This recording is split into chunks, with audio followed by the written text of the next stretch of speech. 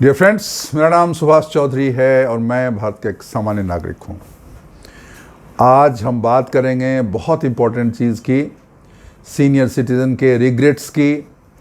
हमारे जो senior citizen हैं वो जब काफ़ी एज हो जाती है, 75 साल, 80 साल, 85 साल, तो उनको बहुत चीज़ों के लिए अफसोस होता है। ये हमने नहीं किया, ये ऐसा नहीं हुआ, ये डिसीजन मैंने गलत लिया। तो आज हम बात करेंगे उस रिसर्च की, उस सर्वे की जो किसी संस्था ने 10,000 बुज़ुर्ग लोगों को, जिनकी उम्र 80 से ऊपर हो गई थी, उनका उन्होंने इंटरव्यू किया और उनसे पूछा कि आपकी ज़िंदगी में कौन सी चीज़ है जिसके लिए आपको रिग्रेट है। मतलब आप कौन सा चीज़ है जो आपको लगा मुझे ये करना चाहिए और कब करना चाहिए और ये क्यों आपको ऐसा लगता है। तो आज हम बात करेंगे कि इन लोगों का क्या विचार था। जो 80 के ऊपर लोग थे, उनका सबसे ज़्यादा बड़ा रिग्रेट क्या था। सबसे ज़्यादा बड़ा रिग्रेट मतलब किस चीज़ के लिए वो बहुत अफसोस करते थे, ये चीज़ हमने नहीं किया, मुझे करना चाहिए था। आज उसकी बात करेंगे और ऐसी 7 चीज़ों की बात करेंगे जो उनका कहना था कि अगर 60, 62, 65 तक भी मैंने इस चीज़ में बदलाव कर लिया रहता तो मेरी ज़िंदगी बहुत डिफरेंट होती, स्वस्थ होती, हैप्पी होती। और मैं चाहता हूँ अगर मुझे बैक जाना पड़े, फिर से ज़िंदगी को जीना पड़े, तो ये चीज़ मैं ज़रूर अपने लाइफ में चेंज करूँगा और 50 और 60 के बीच में। तो आज हम बात करेंगे उनका क्या रिग्रेट है। ये इसलिए ज़रूरी है कि जो लोग 50, 55, 60, 65, 70 तक भी उसके अंदर हैं, उनको ये एहसास हो, उनको पता हो कि वो तो अनुभव उनका है, लेकिन अगर उनको ये जानकारी आज मिल जाए और उस चीज़ को बदल दें तो शायद उनको वो रिग्रेट ना हो, उनको एक अफसोस, एक पछतावा भरा जीवन उनको नहीं जीना पड़ेगा इन हिज ओल्ड एज। तो जो सबसे ज़्यादा कन्फेशन में आया, सबसे ज़्यादा रिग्रेट जिस चीज़ के लिए सबसे ज़्यादा लोगों ने किया, वो था कि इन्होंने अपने जीवन में हेल्थ को, फिजिकल हेल्थ को प्रायोरिटाइज नहीं किया। मतलब उसका ध्यान नहीं दिया। वो पैसे कमाने के पीछे पड़े रहे, वो नाम बनाने के पीछे पड़े रहे, लेकिन उन्होंने अपने हेल्थ के लिए कोई प्रायोरिटी नहीं की। रात रात भर जगे रहे, खाने का कोई ध्यान नहीं रखा, बहुत चीज़ें की। और ओल्ड होने के बाद, रिटायर होने के बाद भी उन्होंने साहस नहीं दिखाया, उन्होंने करेज नहीं दिखा रही। वो आलस में, वो लेथार्जी में पड़े रहे और उन्होंने अपने सेहत का नाश कर दिया, ठीक है ना। और अपने जीवन को उन्होंने खुद ही नाश कर दिया। देखिए, ओल्ड एज में सबसे बड़ी चीज़ मैं आपको बता रहा हूँ वो है मोबिलिटी। आप सब लोग जितना 50, 55, 60, 65 के लोग हैं वो ध्यान से लिख लीजिए, और 60, 65 है उनको भी मैं बोलता हूँ, 70 वालों को भी बोल रहा हूँ। आपके लाइफ में हार्ट का प्रॉब्लम, बीपी का प्रॉब्लम, शुगर का प्रॉब्लम तो ठीक है, वो हो सकता है, लेकिन जो सबसे बड़ी प्रॉब्लम है वो है मोबिलिटी। मतलब चल फिर पाना, यहाँ से वहाँ जाना, वहाँ से यहाँ आना, अपने घर में चलना, अपने पार्क में चलना, घर के बाहर जाना, घर के अंदर आना, और ढंग से चलना, कॉन्फिडेंट के साथ चलना, एकदम तेज चलना, अच्छे से चलना। ये सबसे बड़ी तकलीफ है और इसके लिए जो है इंसान को बहुत दुख होता है। आपने इंटरव्यू पढ़ा होगा राकेश झुनझुनवाला का, जो इंडिया के बहुत बड़े शेयर मार्केट के most successful person in share market, जिन्होंने आकाश एयर की भी स्थापना की, एयरलाइंस है। वो बेचारे खुद तो नहीं रहे, बट वो एयरलाइंस अच्छा चल रहा है। वो 62-63 या ऐसे 62-63 साल में उनकी डेथ हो गई। तो उनको पूछा गया कि आप तो बहुत बिजनेस बनाया, क्या आपका कहना है। बोला, मैंने पैसे बहुत कमाए, मैंने पैसे कमाए, लेकिन मैंने अपने सेहत पर बिल्कुल ध्यान नहीं दिया और सेहत के बारे में कभी सोचा नहीं।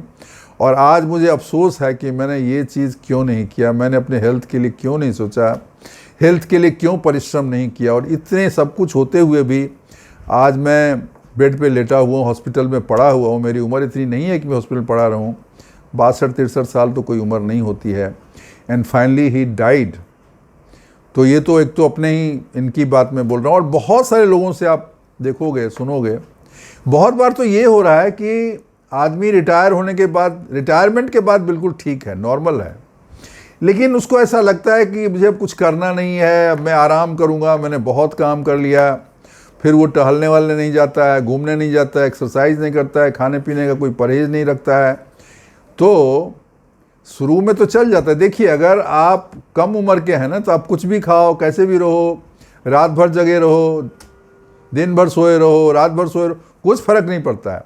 लेकिन आफ्टर 55-60 आपके बॉडी का मसल टूटने लगता है, आपके शरीर कमज़ोर हो जाते हैं, आपके अंग प्रत्यंग वीक हो जाते हैं, और उसके बाद जो लापरवाही आपने पहले की है और उसके बाद अभी आप ध्यान नहीं दे रहे हैं, तो उसका आपको भुगतान करना पड़ेगा। तो जो लोग 50-55 के उनको, और ये जो 60-65 के हो गए उनको भी मेरी हाथ जोड़ के विनम्र विनती है कि अपने सेहत पर ध्यान दें। जो बेसिक चीज़ है वो रोज़ करें, मॉर्निंग वॉक रोज़ जाएं, योगा एक्सरसाइज रोज़ करें, तेल तला हुआ भुना हुआ घी तेल मसाला और चीनी की चीज़ें न खाएं ज़्यादा, और अपना रूटीन फॉलो करें, सादा भोजन खाएं, हेल्दी भोजन खाएं, फ्रूट सलाद इसको अपने भोजन में ज़रूर शामिल करें। मानसिक रूप से अपने को फिट रखें, हेल्दी रखें, वॉक करें, लोगों से मिले जुलें, फिजिकल वेल्थ। दूसरा चीज़, दूसरा अफसोस कि जो लोगों का है, उन्होंने कोई गहरा दोस्त नहीं बनाया, रिलेशनशिप उन्होंने नहीं बनाई। बहुत लोगों को क्या होता है कि वो बहुत लोगों से मिलते हैं, कहीं भी देखोगे फंक्शन में रहेंगे, सैकड़ों मित्र हैं, हजारों मित्र हैं, लेकिन मैं आपको एक चेक बताता हूँ।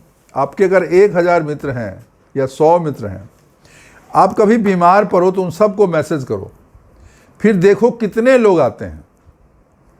ये बहुत लोगों का अनुभव है। तो एक व्यक्ति था, उसके 500 फ्रेंड थे।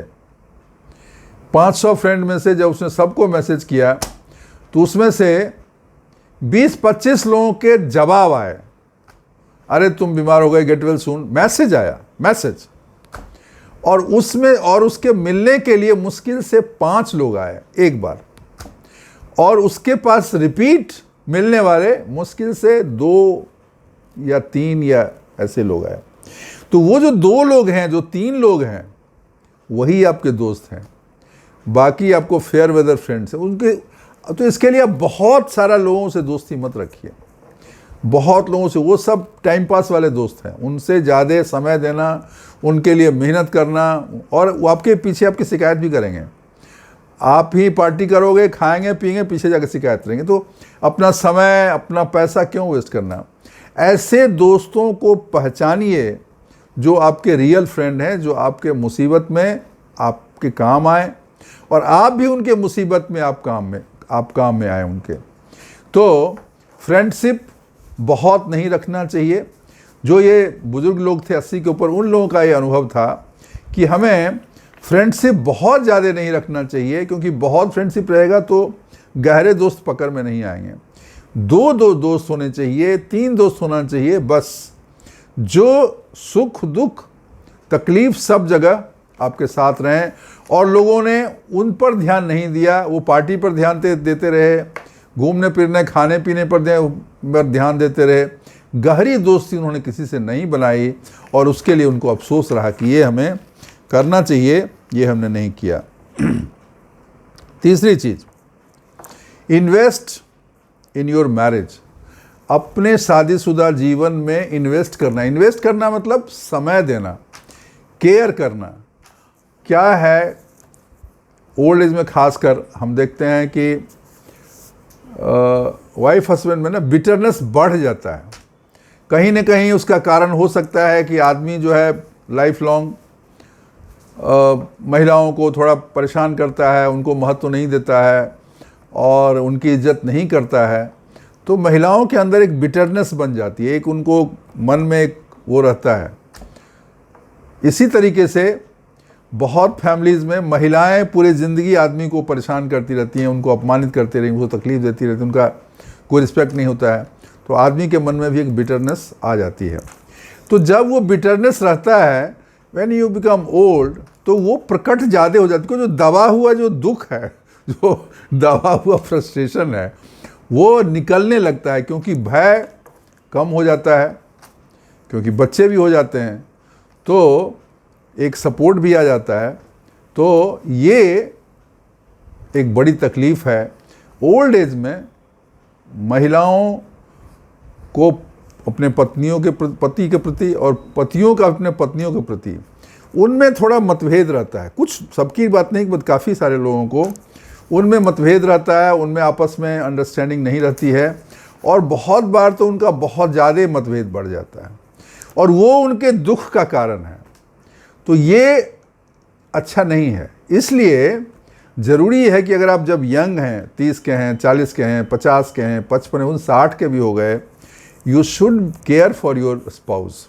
आदमी हैं तो अपने पत्नी का ध्यान रखें, और अगर महिलाएं हैं तो अपने पति का ध्यान रखें, उनकी रिस्पेक्ट करें, उनकी इज़्ज़त करें, और पुरुष भी अपने पत्नियों का प्रॉपर ध्यान रखें, इज्जत करें, सम्मान करें, उनकी भावनाओं का लिहाज करें, तभी ये चीज़ सही चलेगा। क्योंकि अंत में बच्चे बड़े होकर चले जाते हैं, रिश्तेदार सब छूट जाते हैं, ले दे के बूढ़ा बूढ़ी ही रहते हैं। तो अगर बूढ़ा बूढ़ी में प्रेम बना रहेगा तो उनका जीवन अच्छा होगा, उनको कोई रिग्रेट नहीं होगा। इसलिए अपने फैमिली को, वाइफ के प्रति, और पत्नियों को अपने हस्बैंड के प्रति ध्यान देना चाहिए। और रिग्रेट लोगों का ये है कि मैंने अपने यंग एज में मैंने अपनी वाइफ का या लेडीज़ का ये था कि अपने हस्बैंड का मैंने रिस्पेक्ट नहीं किया, मैंने वो बूढ़े होने के बाद ही मैंने उन पर ध्यान नहीं दिया, और ये एक ये रिग्रेट है। तो you have to invest in your marriage. Communication होना चाहिए। ऐसा बहुत बार होता है, एक फॉर्मेलिटी हो जाता है, खाना खा लिया, पी लिया, सो गए, बात ही नहीं हो रही है। लड़ना भी ठीक है, झगड़ना भी ठीक है, लेकिन communication should be on, there should be some communication, ताकि जो भी चीज़ें हैं वो बाहर निकलें और इंसान बेहतर महसूस करे। तो you should spend, communication open रहना चाहिए, और एक दूसरे से मिलते रहना चाहिए। मिलने का मतलब ये नहीं कि मिलते तो आप घर में ही हो, कभी महीने में आप एक दिन प्लान बना लीजिए कहीं बाहर जाने का, बाहर जा खाने का, कहीं घूमने का, 2-4 महीने में घूमने का, वाइफ को लेके जाइए, या अगर महिला जो हैं वो ज़्यादा मतलब हैं तो वो अपने हस्बैंड को लेके जाएं। तो ये एक चीज़ है जिससे आपके ओवरऑल लॉन्ग लाइफ होगी और हैप्पी लाइफ रहेगी। तो ये हो गया। चौथी चीज़, बहुत लोगों के साथ प्रॉब्लम होता है क्या कि वो अपने बच्चे को बड़ा होने ही नहीं देते हैं। मतलब इतना ओवर प्रोटेक्टिव रहते हैं कि उनको इंडिपेंडेंट नहीं होने देते हैं, हर कदम पे उनके साथ रहेंगे। उनका ऐसा कहना है कि उनका प्रॉब्लम कौन सॉल्व करेगा। तो आप जब नहीं रहोगे तब उनका प्रॉब्लम कौन सॉल्व करेगा।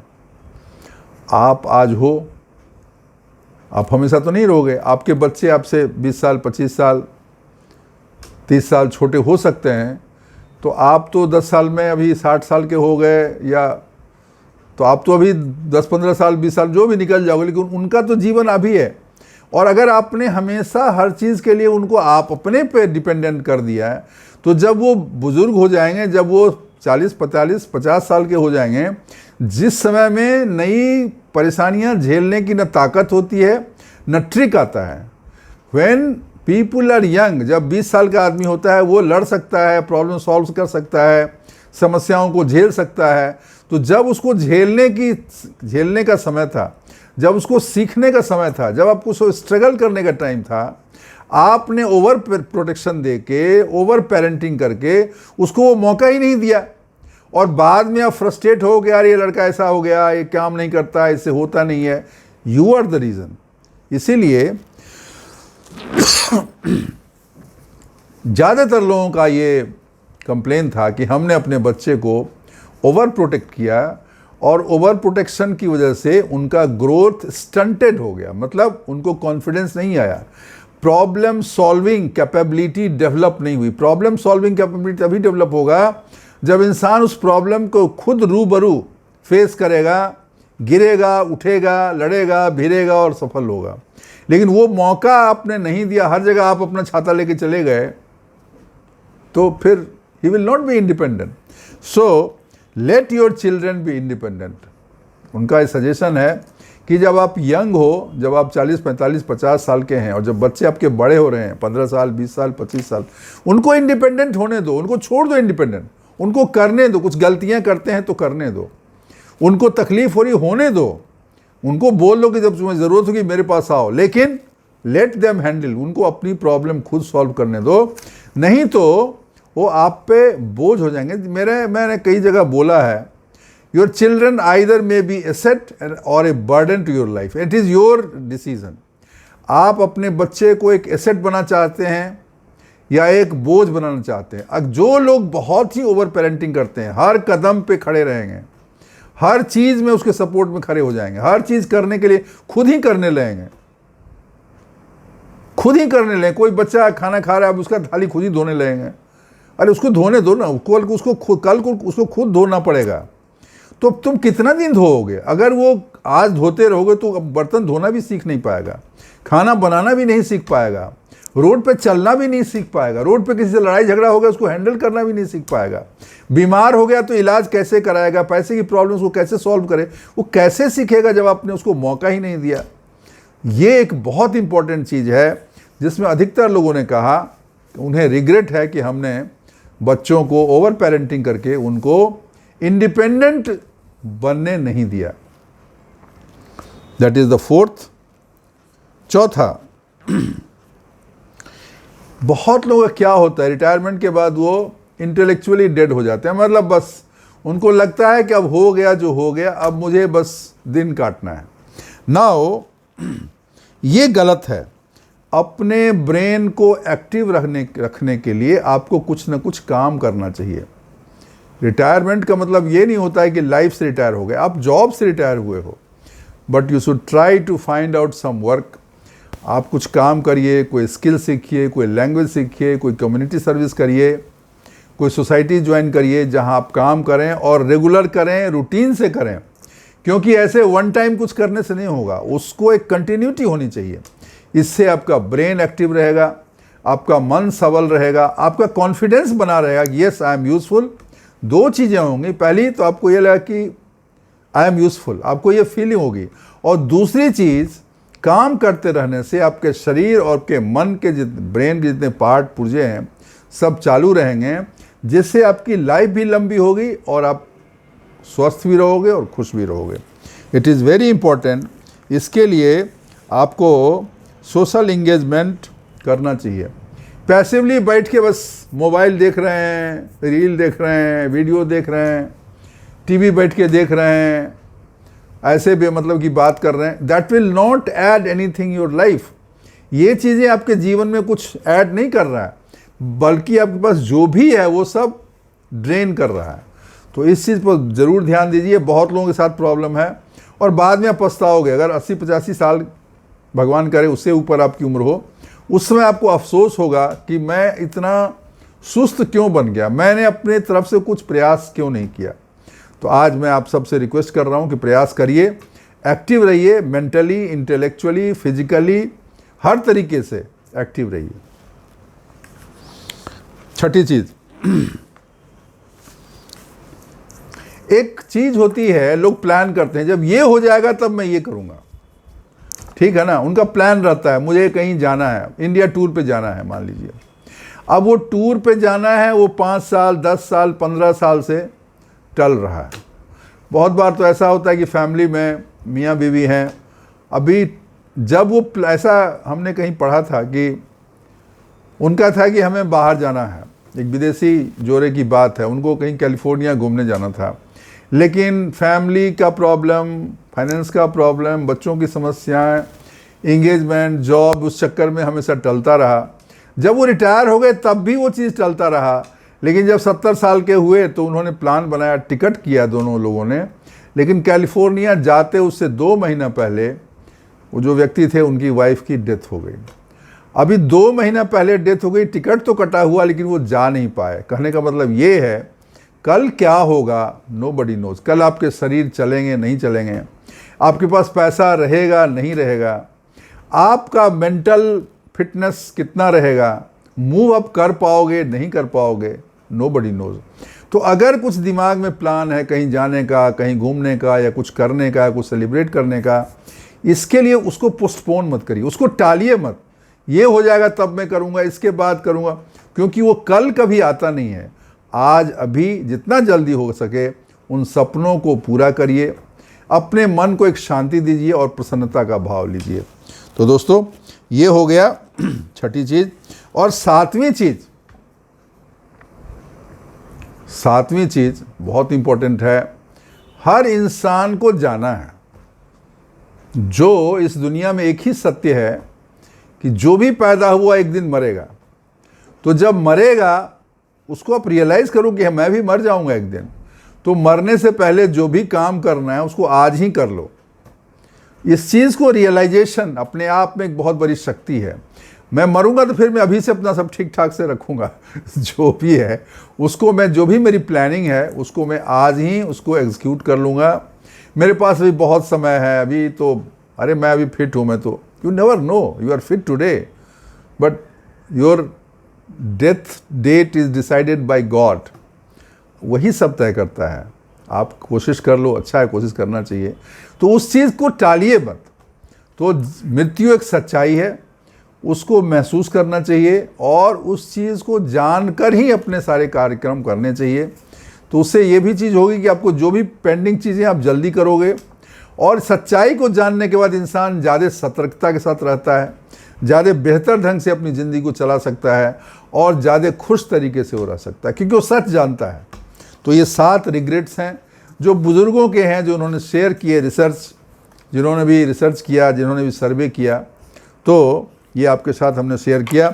अभी आपके साथ या किसी बुज़ुर्ग के साथ ये रिग्रेट ना हो बाद में, इसके लिए वीडियो हमने बनाया, आपके साथ शेयर किया कि अगर इसमें से कोई भी गलती आप कर रहे हो, जो कि आप कर ही रहे होगे, तो उसका निदान, उसका निवारण आज करिए, ताकि 75, 80, 85, 90 साल होने के बाद आपको अफसोस न हो, यार ये मैंने नहीं किया, मुझे अगर ये कर लेता तो ज़्यादा बेहतर होता। तो उस रिग्रेट से बचने के लिए ज़रूरी है कि इसका ध्यान रखें। तो दोस्तों वीडियो कैसी लगी? अगर आपको अच्छी लगी हो तो उसको लाइक करिएगा, अच्छी लगी होगी तो मुझे उम्मीद है। और तो लाइक करिएगा वीडियो को, चैनल सब्सक्राइब करिएगा। चैनल सब्सक्राइब नहीं किया है तो अगर किया है तो बहुत अच्छी बात है, आपको बहुत बहुत धन्यवाद और शुक्रिया। और आप लोगों को बताऊं, अब मेरा channel Subhash Chaudhary life coach का ऑलरेडी 1,70,000 सब्सक्राइबर हो गए हैं। 1 लाख सब्सक्राइबर होने के बाद यूट्यूब ने हमें ये सिल्वर बटन दिया है जो पीछे लगा हुआ है। ये आप ही लोगों के मोहब्बत की वजह से हुआ है, उसके लिए मैं बहुत बहुत धन्यवाद देता हूँ। अपने दोस्तों के साथ ये वीडियो ज़रूर शेयर करिएगा अगर आपको लगता है कि उनके लिए उपयोगी है, और अपने कमेंट्स ज़रूर डालिएगा। और जाने से पहले 2 लाइन सुना के जाऊँगा। गुलजार साहब की ये 2 लाइन है, मेरी चाहत का मुझे ही नुकसान हो गया। मेरी चाहत का मुझे ही नुकसान हो गया। एक शख्स को इतना चाहा कि वो परेशान हो गया। दोस्तों किसी को इतना भी न चाहो कि वो परेशान हो जाए, चाहो इतना ही कि वो खुश रहे, बल्कि उसके लिए परेशानी का सबब न बन जाइए। तो गुलजार जी की इस कविता के साथ आपसे विदा लेता हूँ। आज के लिए बस इतना ही। थैंक यू, शुक्रिया, धन्यवाद।